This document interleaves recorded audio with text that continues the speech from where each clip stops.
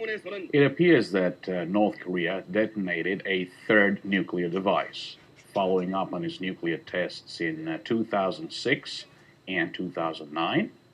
It also appears that the magnitude of the tremors this time around was at about 5 on the Richter scale, which is higher than the previous magnitude recorded in relationship with those two previous experiments. What this tells us is that the North Koreans have been making progress on the road towards miniaturizing a nuclear warhead to the point where it can be mounted on an ICBM. And truly, this is the ultimate goal of the Kim regime. It has been for many years, having the ability to mount a nuclear device on a long-range missile capable of reaching at least the western United States.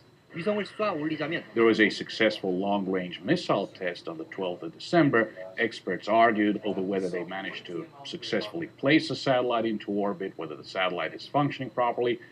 It may as well have been an old washing machine. It's obvious that they have made progress, unfortunately, on this front as well. Obviously, this happened right before the State of the Union address here in the United States. Provocations of the sort we saw last night will only further isolate them.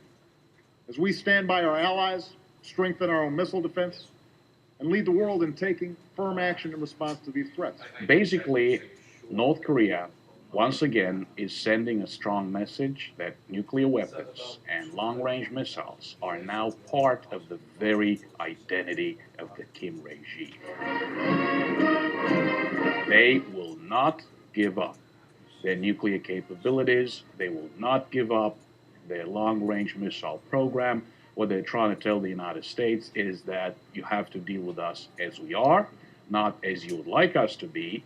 And most unfortunately, one of our greatest fear, in addition to North Korea being an extraordinary threat to regional peace and stability, our greatest fear is nuclear proliferation. This type of test also shows potential buyers that North Korea has a functioning nuclear device that needs no further testing.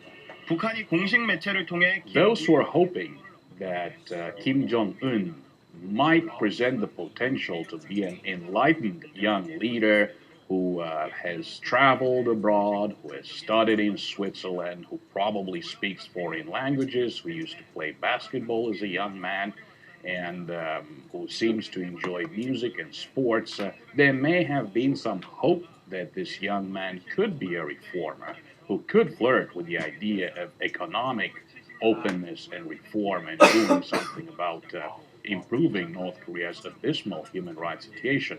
I think those hopes are fading away very, very